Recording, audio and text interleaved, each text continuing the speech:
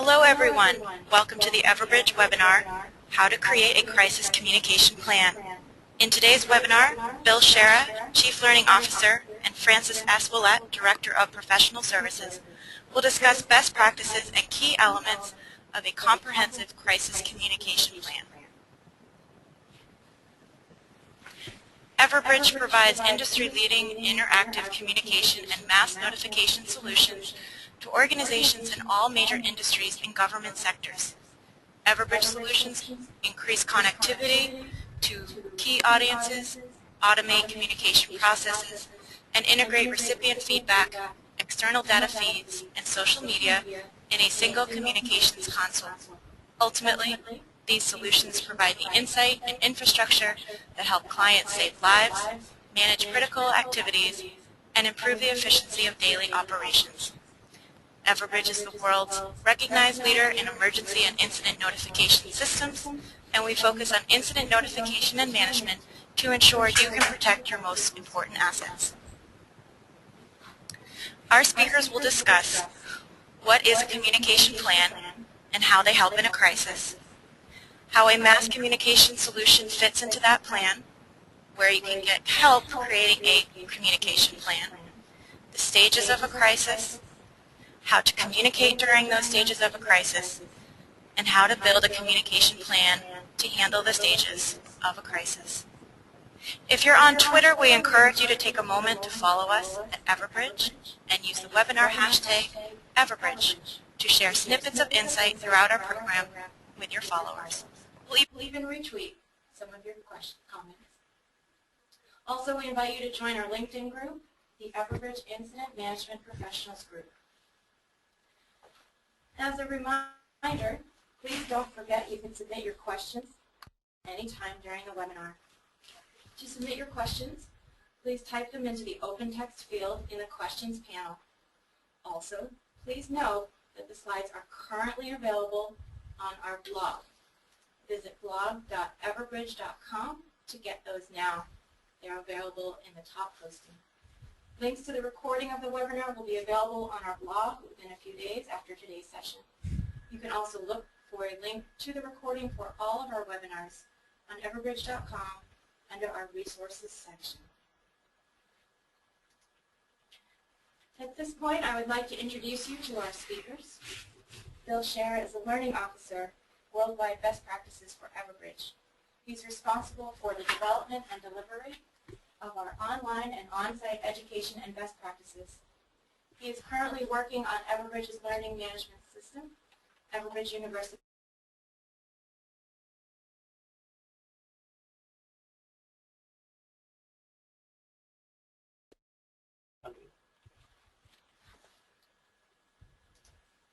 In educational technology at Walden University. He was a certified media specialist and English teacher in Massachusetts. In the past, Bill was Director of Education at Stratus Computer, Training and Development Manager for CompuWare Gomez, and Vice President of Lakeside Transaction Services. Bill has over 25 years of corporate training experience. Francis Willett currently serves as the Director of Professional Services for Everbridge. Willett has been responsible for overall technical account management of the state of Connecticut statewide deployment of our mass notification solution. For the last 4 years, the Connecticut Alert Everbridge Mass Notification Solution has helped protect lives and property by providing critical information to Connecticut residents during emergencies and dangerous situations. Francis also serves as the FEMA Certified Emergency Management Director and volunteer firefighter for the town of Durham, Connecticut. Francis has over 20 years of experience implementing software and services. We are very lucky to have Bill and Francis joining us today, and now I'd like to turn it over to our featured speakers. Welcome to everyone. We're going to be covering a lot of information, so remember what Karen had told you. You'll be able to get the slides available. We'll give you the idea at the end of how to pick them up and get them. In addition, we'll be sending to everyone the template that we discuss and an introduction to it so you can be able to follow it. Let's get started. Our basic format will be I'll go through the slides and talk to them, and then I'm going to have Francis, who's got a lot of experience, be able to amplify what you're seeing and give you some of the details that are there. So starting off, what we've got is a problem that needs to be prepared for. Communication during a crisis is absolutely critical. If you looked at the experiences of 9/11 and Katrina, you saw what happened when there was a failure to plan and a failure to execute what was planned. We're going to focus in this session on crises that impact your stakeholders rather than ones that you might be causing. In other words, Katrina versus the BP oil spill. We're not going to have a full detail of things like the media communications, investigations, and news releases. We're going to focus on communication itself, the different things you should be doing, and the stages and how your communication fits within those stages. What should a communication plan cover? First, there has to be a clear understanding of the incident. What kind of incident will you be handling? Is it a fire? Is there a shooter in the building? Is it severe weather coming in, which has been in the news lately? You've got to also identify who are you going to communicate with? Who's in charge of the communication? How is the command going to be set up? Are you communicating to your employees, residents, hospital staff? Also, pay attention to language and cultural issues. Make sure that you're able to communicate to the people in your area who need to hear from you and that they understand what you're saying. And then remember also the incident management and response teams that have to be dealt with. And Bill, the important thing with this is that especially around your different, if you're a corporate customer or you're dealing with your employees, having that command structure, having that communication plan on who you're going to talk to, how you're going to talk to them, and then there may be different messages that you send out to individuals.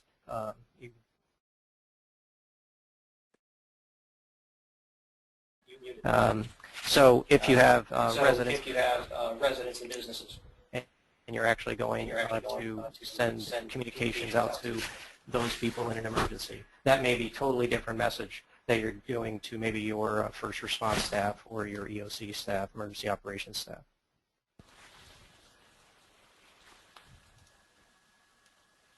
All right, let's go on.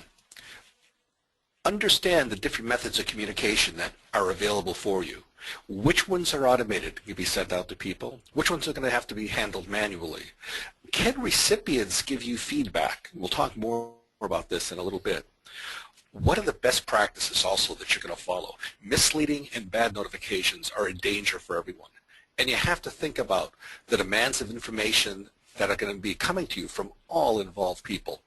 Press conference areas might be one way. The new media and social media we're going to talk about in a few minutes. And obviously a mass notification system is a part of this communication plan. It's not going to solve all of your problems, but it also may identify areas that you may have to address in a crisis. Specific people and customers have to be given specific information to take appropriate action. Information that you send out in an automated fashion are going to be questions that you're going to be asked by constituents or in a press or dealing with media. Obviously, social media is becoming a very critical platform that you have to craft specific messages for social media that might be much more condensed and informative to people, but they in a voice message or an email or a fax, you might be able to get a little bit more detail. This is one of the areas when you look at social media, the communication plan, that Francis has said we've got to expand it. We actually have a series of pictures that you'll see here as we go walking through that have been from the last week. But it's critical to be able to understand what social media means to your notification plan. Are you using the social media platforms that are there? We've got a list of some of the ones that you might see, from Facebook down to Mixi.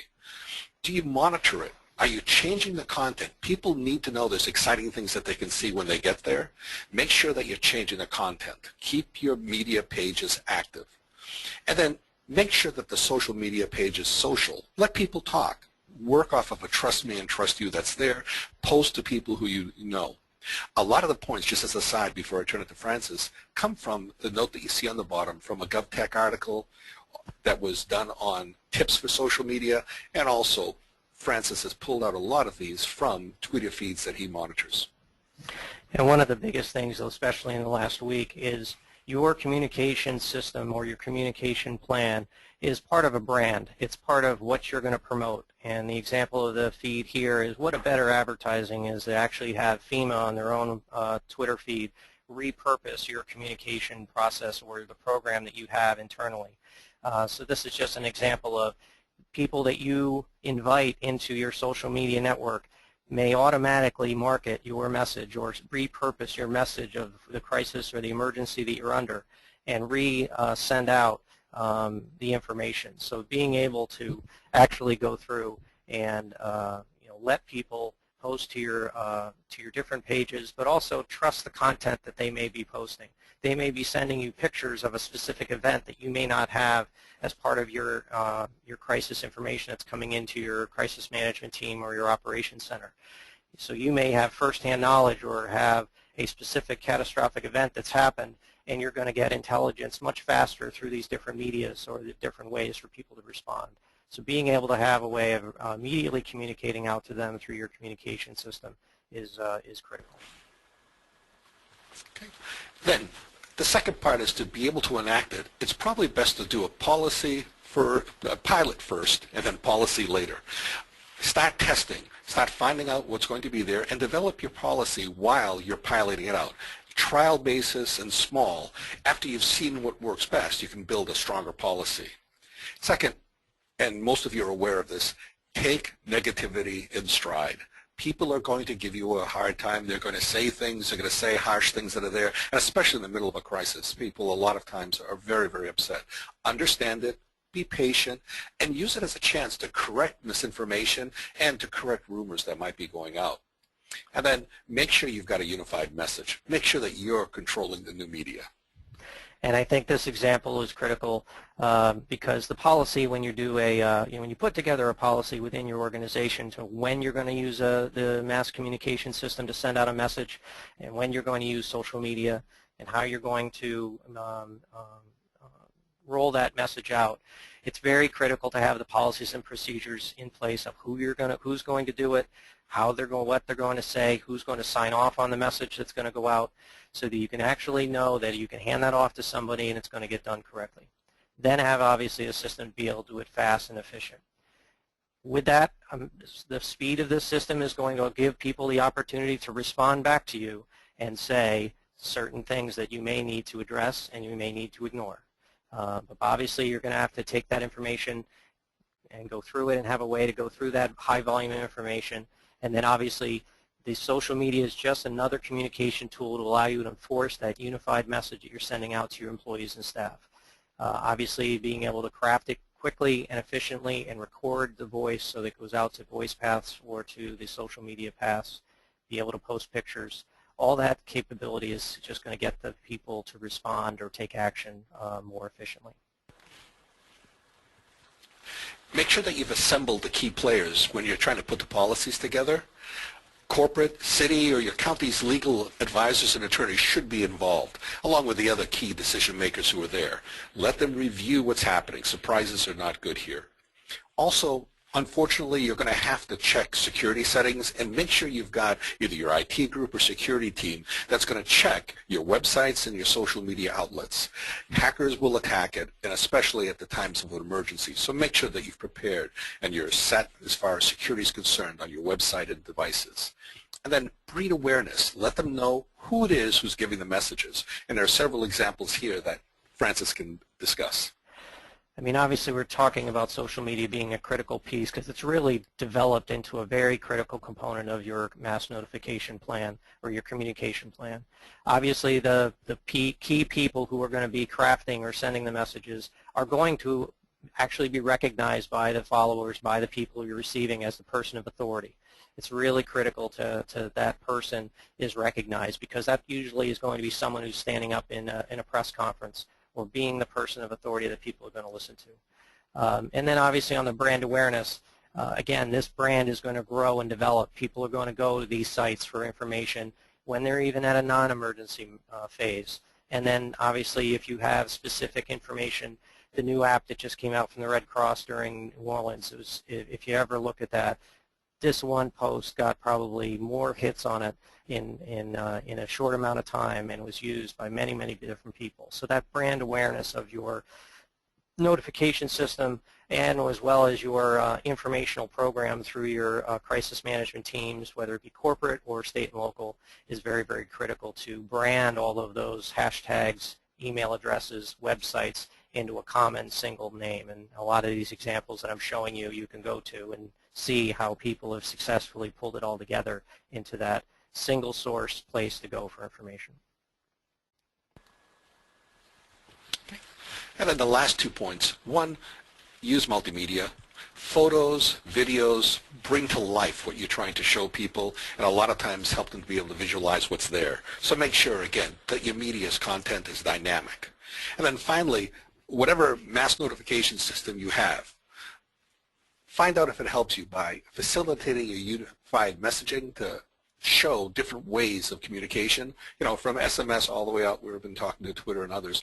How does your system work with that? Can it filter media based on your needs? There's a fire within this radius area, or this road has been talking about having, we're getting tweets coming in saying that this particular road has a major accident on it and we're a hospital. Things of that sort you want to know and be able to receive and be able to act on to monitor what's taking place. And then does it help you quickly respond and communicate to your recipients when it's needed and when you need them to be informed? And obviously we're finding that a lot more people are going to provide you this two-way capability. They're going to give you information and you're going to need to control what they do and where they respond or how they act. So, you know, we're requiring people to evacuate the building for heavy smoke in the area. Please stay clear, and this was demonstrated obviously in many fires and many customers that we had, but it's an example of, even in the wildfires that were out in the West, we saw a lot of notifications that were going out to let people know that they needed to relocate to the safe zones and the safe areas, and being able to respond quickly and do it in multiple ways, multiple channels, multiple contexts, not just voice, not just email, not just SMS, but all modes of communication at one time with one unified message is a lot more successful than blasting out and blowing up the phone system, and that's the only way you can get to people. Now, there's a lot of information that's available to you, and I just want to point out some of the places that you can get it. First, check with your professional services group. Here at Everbridge, we've got a group that's there, and that's one of the reasons I asked Francis to be here, so I could show you the kind of depth that's there. But check with whatever your notification system is for professional services to help you develop your plan. Also, if I could do a little plug for Dr. Robert Chandler, University of Central Florida. He's got a fantastic book that's there called Emergency Notifications, and it's got in-depth study of those needs that are going on. He and the professional service staff here have worked together quite often. FEMA and CDC also has great materials, and you've got some on top, and we'll talk about some others as you're there. So realize, over the internet, you've got a lot of information that you can bring in. The second part of this is you're looking for help. What are the kind of things that you need for the help that's here? Here's one of the places that I had looked to Francis because I was trying to figure out how do you determine if someone's an expert in this area. I'm working in training, and I know what kinds of degrees or certifications people should have. I know what kind of experience I expect them to have to be able to see it. Francis, what would you look for if you're asking someone to help you? Well, obviously they have to be someone that understands exactly the type of business you're in and the types of crises that you have. And then also, you know, there are industry standard agencies that people are certified at and can be specialists at, but they also are people that can actually bring together the knowledge you have on what the type of crises are and how can you use the mass notification system, as well as your communication plan and developing that communication plan so that you can be successful. So all these agencies obviously dabble in it. The consultants that we have here at Everbridge have the experience to be able to pull this together and give you the ability to use the communication system effectively.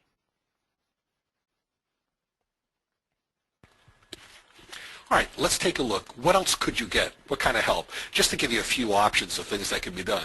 One is creating your message content. We're not really going to cover what a message should be constructed like, how your message mapping works. That's an entirely different subject and critical. We'll talk a little bit about that. You want to have message templates so that people don't have to guess what they should say and someone can review it. Also, you might want help with best practices. I not only want to know how to use it, but what's the best practice? And unfortunately, to make this difficult, sometimes within a vertical, the best practice could be very different than it is in another business area, someplace that you're going to do. A hospital with STEMI alerts could be very different than a city concerned about a fire or something else that takes place. How do you report real time? What are you going to do with the analysis of what's there? Management wants reports. People want to know how you did. And you might want an assessment after the fact, and to be safe, have one even before there's a problem so someone can see what's going on. All right. One other aside before we get into the part about the stages. If you're interested in message mapping, we've got a white paper that you'll be sent that you can get a copy of, and it gives you a clear breakdown, and it's from both PS and from the work that was done by Dr. Chandler. So you'll be able to get that and pull that out. All right, let's get started on the basic components, and we're going to look at the 6 stages of a crisis. 6 stages that we're going to look at. This is a model that's been put together by, again, Dr. Chandler and others, are warning, risk assessment, response, management, resolution, and recovery. The first stage is warning. This can differ depending on what's going on and what's taking place. With a hurricane, as we saw, you could have days in which you could start to send out precautions and warn people about what's taking place. So you can prepare weather alerts that you're going to need and be able to see. A fire, you've got smoke. So you've got a little time that might be there, not fully pre-warning, but you could either say, we've noticed that. And then a power outage, there's no warning at all. You're just going to go to the next step. Risk assessment. During the risk assessment stage, you're now gathering information. What's taking place? What are the teams telling you? You also want to assemble and apprise the team of what's happening. If you can put together consulting calls, you might be doing that with your major team or the management team to let them know what's taking place, but you're gathering the information. From the warning, it could be fairly shady. You're not really sure of what's going on. It should now become more and more clear. And these 3 phases right here are obviously, depending on the incident, you're going to have different portions of your communication plan that you're going to activate. You're going to have maybe pre-warning messages that have already been recorded and ready to go, and for a 72-hour warning that needs to go out to that mandatory evacuations for a hurricane may come back, or there was an explosion at a propane explosion at a specific facility, and emergency services are on the scene, and you need to stay clear of the area. So those messages one may be created, one may need to be created on the fly and be able to do quickly at a moment's notice. So these responses obviously have different types of communications that you are going to craft and discuss to define the various stages of how you're going into it. Okay, so during the responses, you're now starting to respond. Who's going to get recipient information from you? What's taking place? You're giving them the start of what's taking place and gathering that. Then management. Now you're beginning to get the information out to assess and build towards your resolution. Management's involved in putting together. There's more updates being sent out. There are more response corrections, and there could be more conferences being built with the different team members to be able to gather and be able to start to control the situation. More of the information is known at this point, and there's more direct action kind of statements being sent out. And these 2 phases are very critical in a crisis. The key words that Bill said there, the be able to respond and be able to communicate back to people. You may be getting specific information about large-scale power outages, flooding, phone lines being down. So with these stages, you may have to decide to change how you're communicating to people. In New Orleans and other hurricanes that we've had experience with, there's a point in time when you have to change how you're going to communicate out to people. Your traditional ringing all the phones in your office building may not be an option for you. You may have to do specific targeted floors, or you may go to a specific street location to target specific streets, or that infrastructure is completely unavailable to you, and you may have to divert to text messaging, faxing, manual communication. But that unified message that you craft and the information that you're sending out is the same regardless of what that communication device is. And then always give people a way to come back and ask questions. Whenever you contact somebody in an emergency, you're going to have some people that are going to follow your instructions, but I guarantee you're going to have 10 to 20% who are going to immediately want to talk to someone to ask the questions. You have them in your employee staff, and I know you have them in your resident and business staff, that you're always going to have the people, if you don't address their questions, that will be a group that you spend more time on than the people that actually follow instructions. Once the crisis is resolved, we now start trying to get people back to what's going to be involved. Now you've got all clear messages. You're muted. Now the crisis is over, you're in the resolution stage, and you can begin to try to get people to come back to the all clear, to where they're supposed to be, and get them to what they want to establish. The other piece is this all clear message is a best practice for a lot of things, but there are also maybe times in which you don't do an all clear. We've had a big debate about amber alerts and silver alerts for missing children and missing adults. When do you do an all clear? What time of night do if you have something at 1 o'clock in the morning when you finally found the person, do you really send out an all clear to the people to letting them know? And we have some folks that say, yep, it's mandatory that we do it. We have other folks that use the system that say, no, if it's 2 o'clock in the morning, we're not going to call people back that the situation is resolved. We'll wait until the next morning, especially in the business world. Someone needing to know that the data center is back online at 3 in the morning might be someone who's actually a worker or a support person, but the actual employee coming in to the office at 7 o'clock in the morning getting that message might be simple just by sending an email.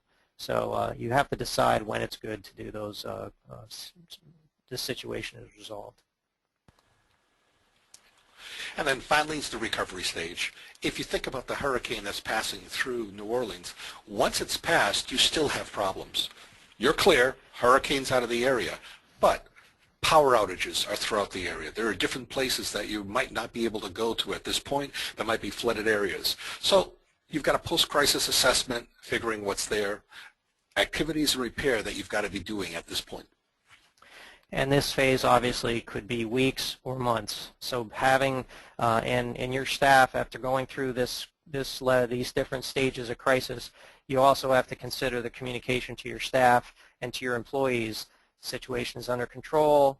If we have any people who are interested in helping the crisis management team, because the crisis management team has been going for 7 days straight or 8 days straight, having the ability to actually maybe go after people to help them get messaging out, but also that calming effect, being able to give people the direction of where they need to go to recover, insurance companies' locations, FEMA locations, where they can go for disaster assistance. All those locations were obviously going to be communicated out on many different media. The communication platform and the mass notification system are just one way of getting that information out to the constituents. Okay. So let's take a look at these 6 stages, and we're going to use an actual fire, although we've protected the name of the innocents who are there, the people who were involved in it, and renamed it the Gotham Corporate Center. Francis was involved in this. Remember, what we're doing is we're looking at the stages to take a look at what kind of messaging and who you should be contacting in each of these stages. So if I understand the scenario, I can begin to understand what I should be looking at in each part. So let's look at a real example. It's day 1, 8:30 at night. Initial notification warnings go out that there's been a fire. What's open? What's not open? They've got a message that lets them know the corporate offices is where the fire was, but their data center is still there. And they begin to gather people together with a conference call. You've got the ability to generate an automated conference call that can be sent out and gathering the teams necessary. This is going to be very important at this point. And in this incident specifically, they had already built into the system. They didn't have the message crafted, but they had the groups and people who they would contact if there was some type of corporate office outage. So they already had done the pre-planning of deciding who were the crisis management team people that had to be notified, who were the executives, and then who were the local officials that may be outside the first responder community that would need to be communicated that this was a major event, and also identify to those people who are going to manage the financial aspects of it, because with any corporation, obviously stock price is huge. So having these type of information that there's a major outage at a corporate facility, obviously the marketing and finance and executive teams have to be on notice. The conference call piece just gives you an immediate way to quickly get people involved, especially this staff was actually a core staff of about 20 people, but being able to know who you got coming in, who are going to be coming to the operations center or the crisis management team staging area, and who was unavailable so that they could backfill.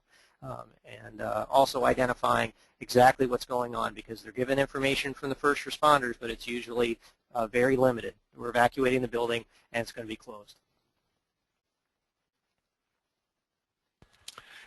Later, 9:30 p.m., day one, now notifications are sent out to activate their different teams, the business continuity planners and the crisis management team.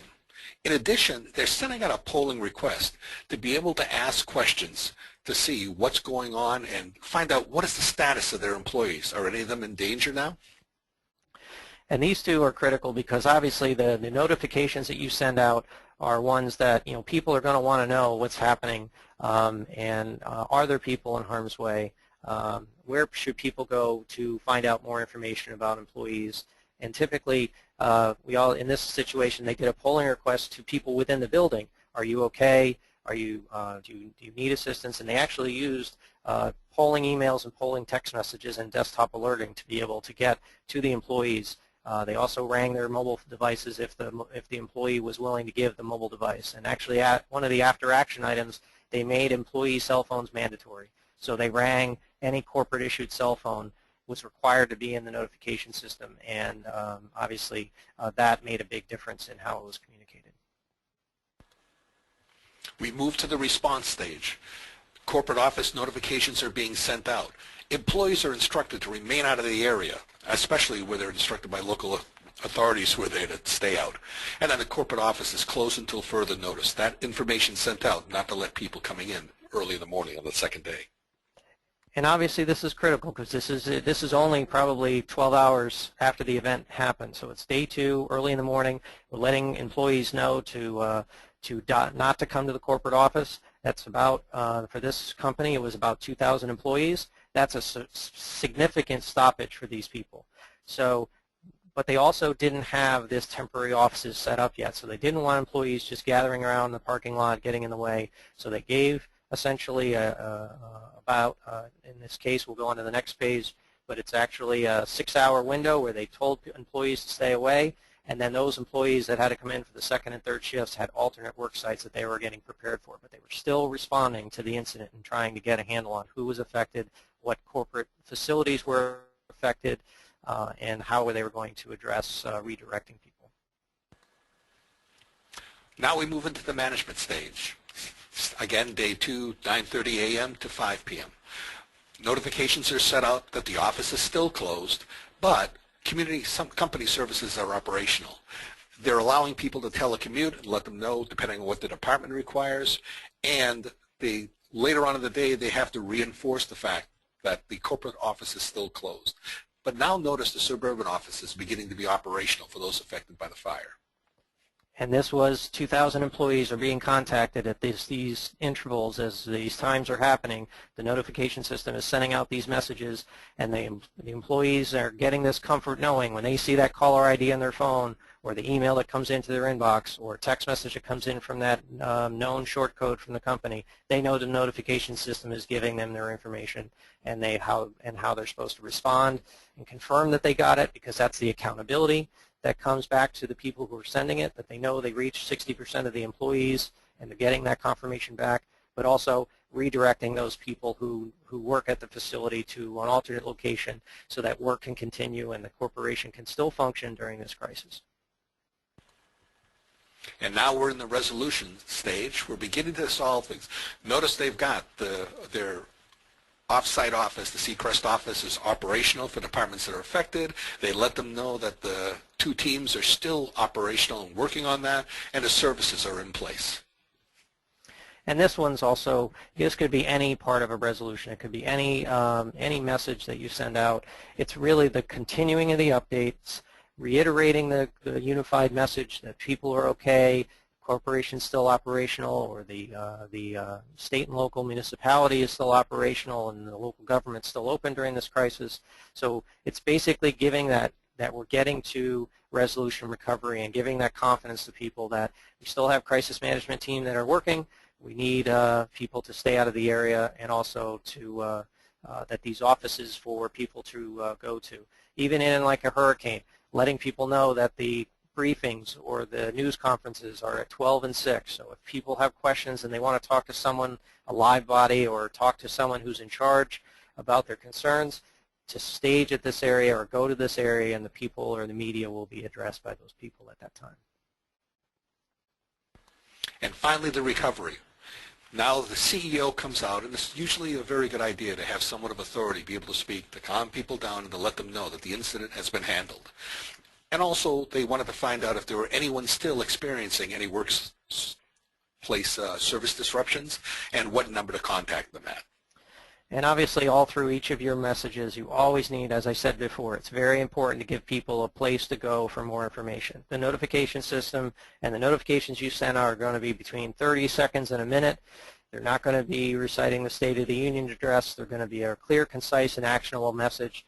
And 9 times out of 10, that's good for some people, but it's not good for everyone. People need a way to go back to call a 311 line, a storm line, or a crisis management team, or an corporate information assistant team to be able to give them that information so that they can go back to work and be comfortable going back to work.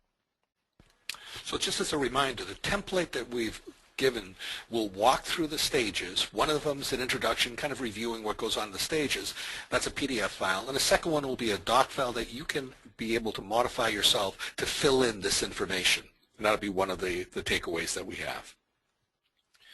Finally, what's in the plan to handle the stages? You want to be concerned about who and where the people are, the recipients. It's really focused on who you're contacting and who you've got to protect or keep safe. What are their roles? You've got people that you're trying to keep out of the area, and you've got people that you have to bring into the area to be able to see what's happening and what's taking place. Employees or citizens that are going to be set up, hospital workers. Your messaging has got to be directed to what the audience of that particular role is and what they need to hear and what can they understand. And in the template that we told you, the little handout that goes out about message mapping, you've got to worry about what kind of situation are they in. People who are in the middle of a crisis do not understand quite as well as people who are sitting safe at home and watching all this on TV. And finally, how will you reach them? We're in a multimodal world. You've got a lot of different systems, but the danger is communication systems fail. With a hurricane, you could lose the ability to have telephone service. Target the person where they're located, not just their device. You're trying to get to them by multiple modes because you want to get them the message. Plan to communicate early and often, and then give them some way to respond. Are they safe? Do they understand? Did they get the message? Depending again on your business area and who you're communicating with, these can be critical things that you have to do. And in obviously a mass notification world, just making a phone ring is not communication. Blasting out 100,000 people in minutes is not something that is the only way of communicating. You have to, every time you do a communication of this size, whether it be to 10 or 100,000, you're going to get people that are going to come back and give you information. And you have an ability now through the technology that we provide that you can actually target and also identify and give people an opportunity to respond and give you information back. That two-way accountability and knowing that I have 50 employees I just called, and out of those 50, I have 5 people that didn't respond through all the different modes, and I need to be able to go and send somebody to find those 5 people as opposed to finding 50. Very, much more efficient, and it's the same thing on the state and local or regional response or citywide response. It's just in a larger scale.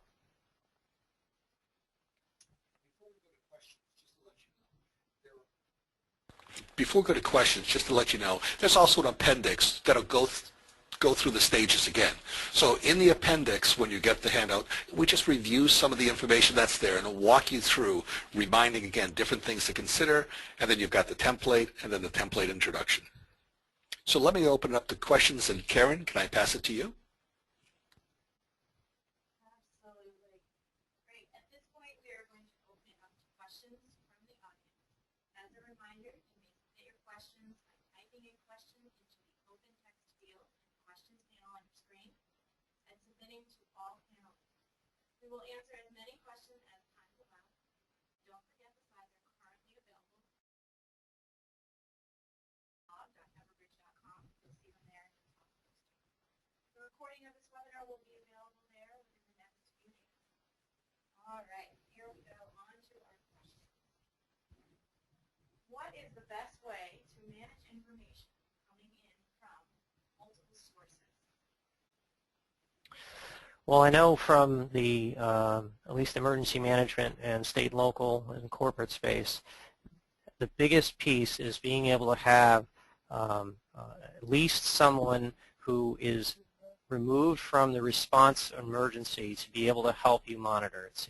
If you look at an incident command structure, it's like having a logistics person or an operations person, someone a couple of tiers down from but still involved in the decision-making process to help you monitor the employee counts, the accountability of people that we contacted, who's coming in, and being able to have, if there's an electronic way that you can do it where you can process that information and see it in a single dashboard or see it on a monitor in your operations center or your crisis management center, that capability is huge. Second is being able to know what information you have to immediately send back out to those people if you have to change it.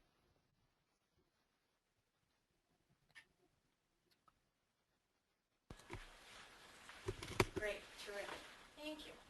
All right, we had another one of our attendees ask a question. It's when you were going through the phases of a crisis and you outlined 6 phases. Our attendee was asking, is there something such as a phase 7, something that you would do after the event has occurred? Yeah, typically your response phase actually, even though it's a stage 6, I've seen events where that could go on for 2 or 3 months, especially if it's an event that's really public. That will always come to light. When you have a workplace violence event, or you have a serious corporate outage, or a serious weather event that has a lot of people's lives and property involved, you're going to continually revisit that. You're having a lot of communication that's going out with people to continue to be prepared on the 1-year anniversary of Hurricane Irene up here in the Northeast. Obviously, people are watching all of the events that are happening down in the South, and you're actually being able to see, how they're communicating and how they've completely changed how they communicate out to people. So it's amazing to see how you're able to change the responses and go out to them.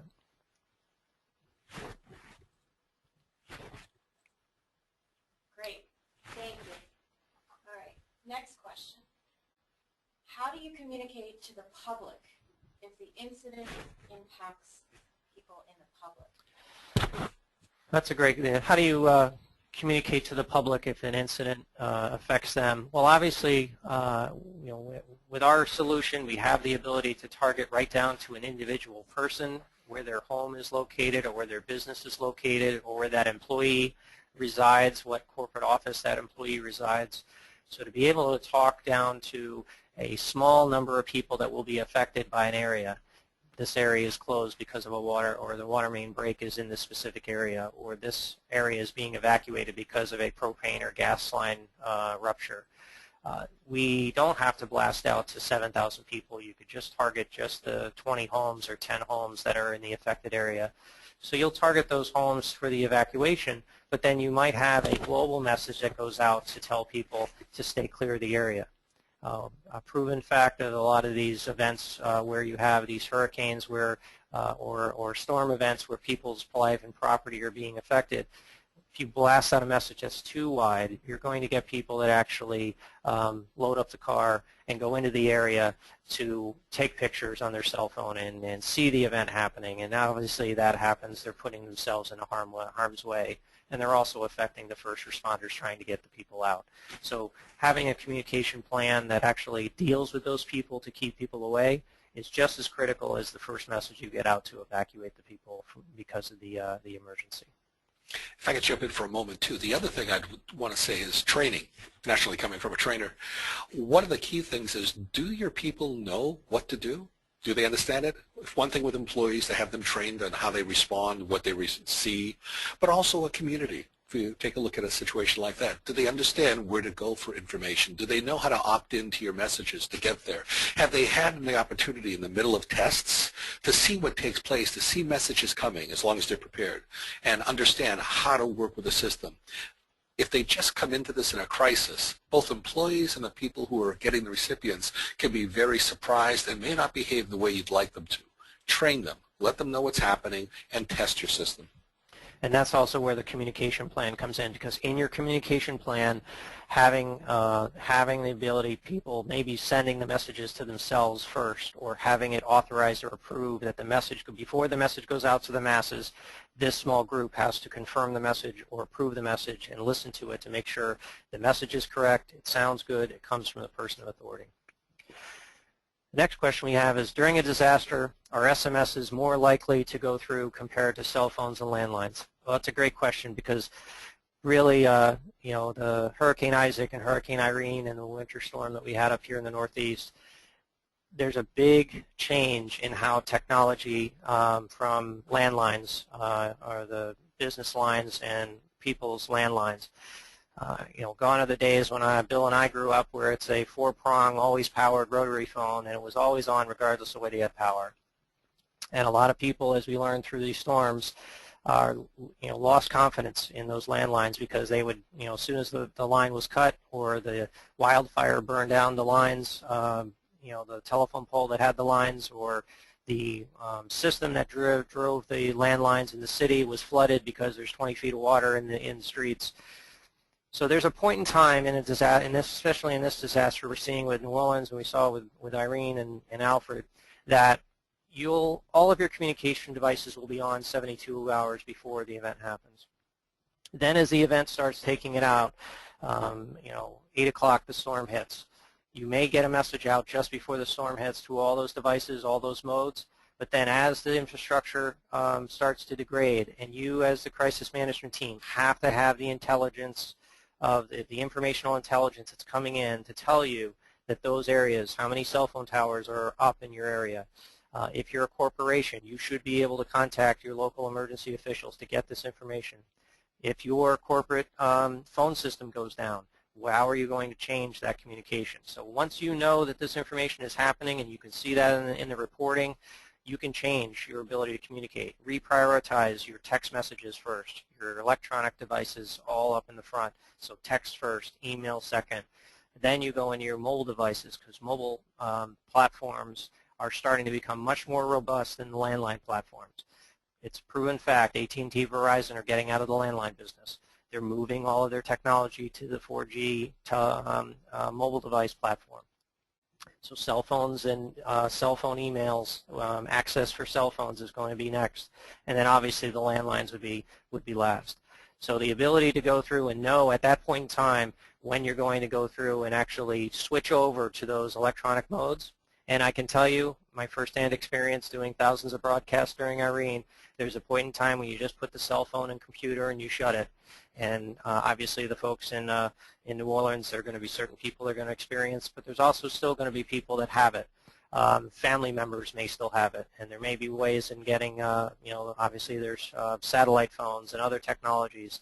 People have the ability to go to, we learned in our storms that schools and libraries had fiber optic access for internet.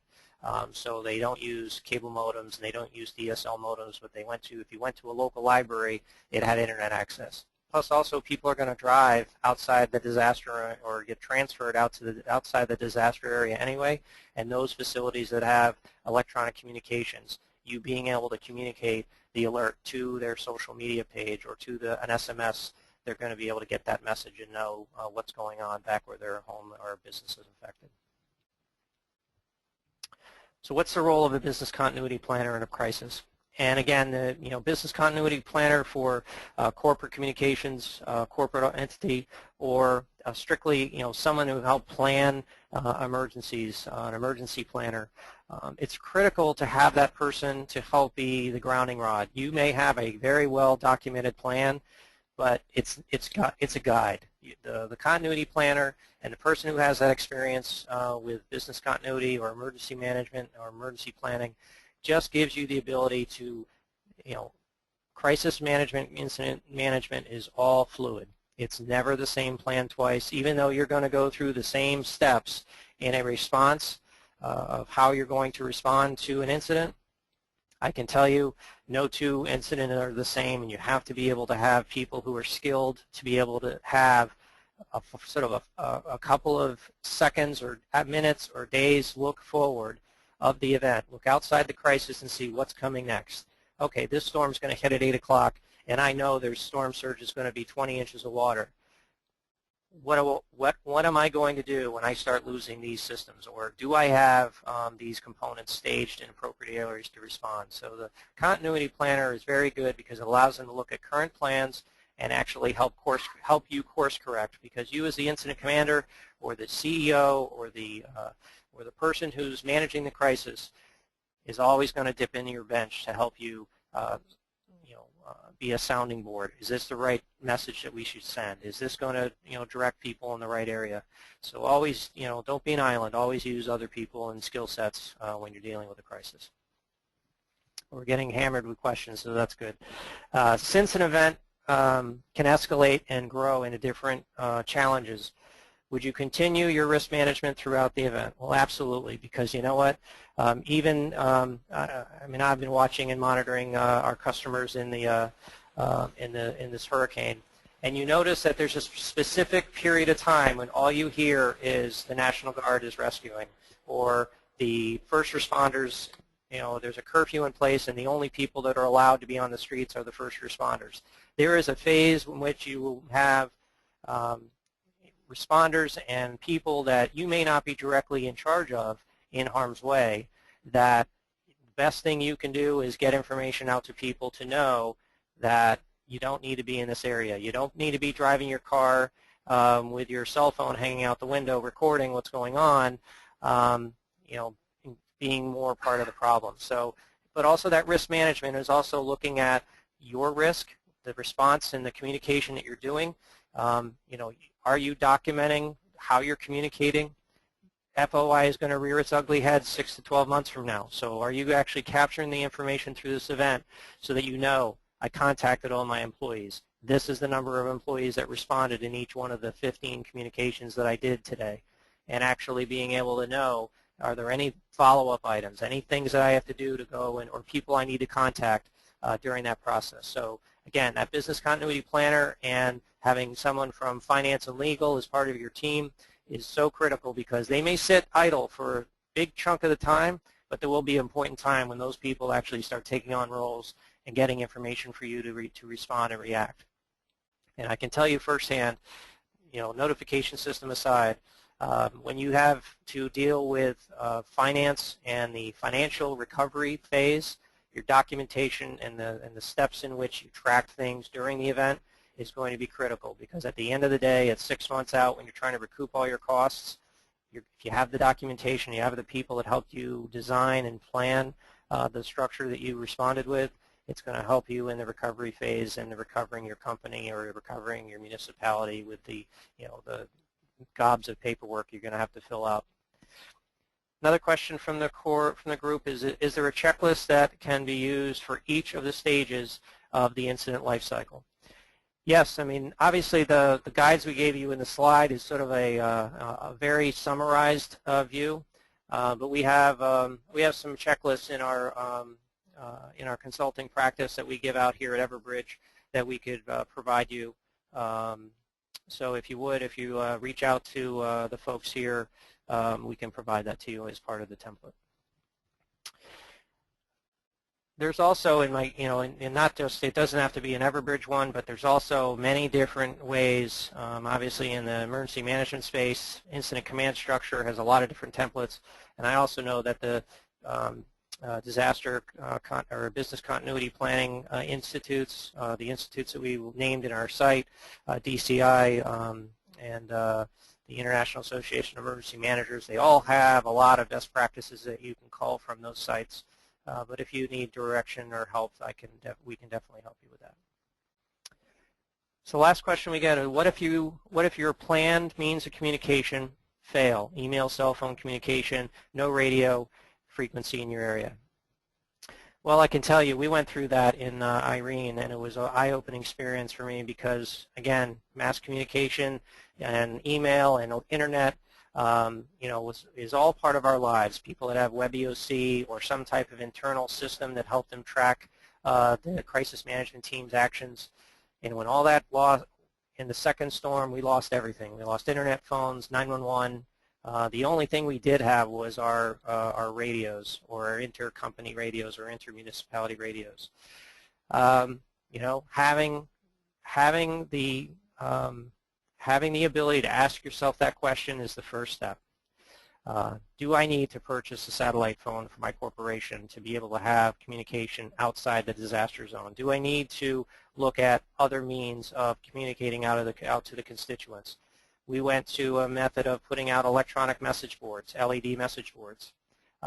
We had the corporation that had the fire had desktop alerting, so they were able to push desktop alerting out to people and told people, keep your laptop open and connected to the corporate internet. We'll update you on the desktop alerting system.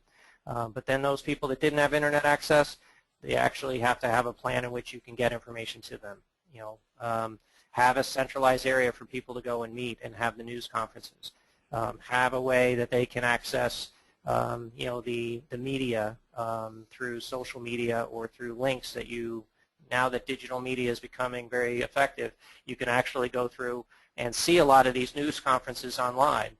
Challenge is you have to get out to an area where you have that access, and it's interesting to see even in this storm, there are people that have access. Neighborhoods that have completely devastated go down 2 blocks, and those people have internet, and people are opening up their homes to their computers and having people go in. And I had one image of it. There was a guy who brought his laptop outside, and he was charging $1 a minute for people to go out and get out emails and social media tweets. So it'll be it's pretty interesting to see how people can get creative and help people in the same time. If I could just jump in with a basic point, also remember to have some way to confirm if they're getting a message or not. If you're just shooting these out and have no way to know whether the messages are being received, you could be in trouble. Yeah, and that two-way information is not just in confirmation, but you may know that the phone system is down in your corporate office or in your municipality or in your region before the phone company does.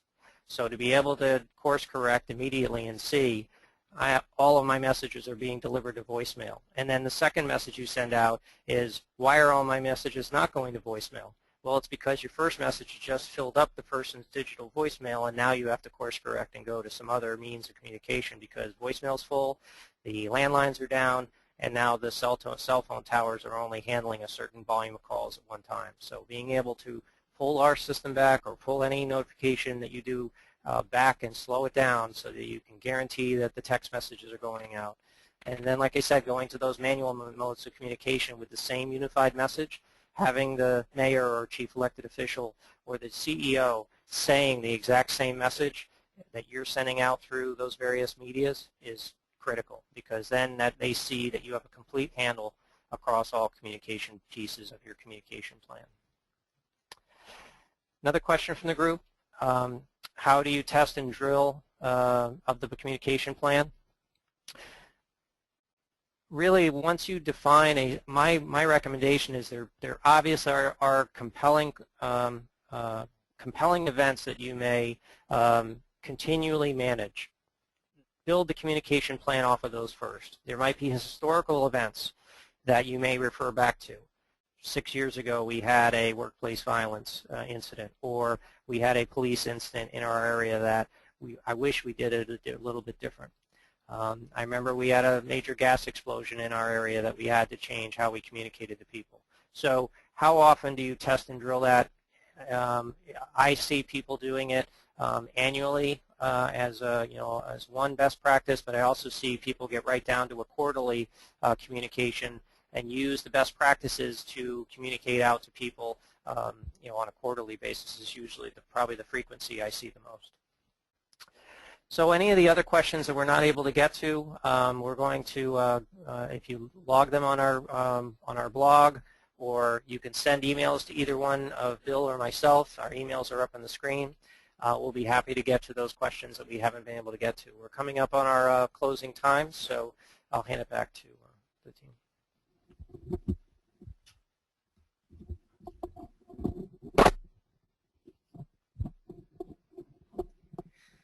Okay, I'm very sorry to announce that we have run out of time for our Q&A session.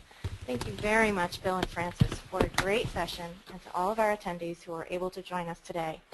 If you missed any part of the webinar, be sure to look for the slides and recording on our blog. Visit us at blog.everbridge.com. If you haven't already, please take a moment to follow us on Twitter at Everbridge and join our LinkedIn group. For those of you who are interested in seeing a demo of the Everbridge system, please visit the Contact Us section of our website. Additionally, we encourage you to register for our free 14-day trial, and we'll be in touch with you soon with information about our future webinars. Thank you all again for your participation in today's presentation of how to create a crisis communication plan. We hope to see you again online soon. Have a great rest of your day.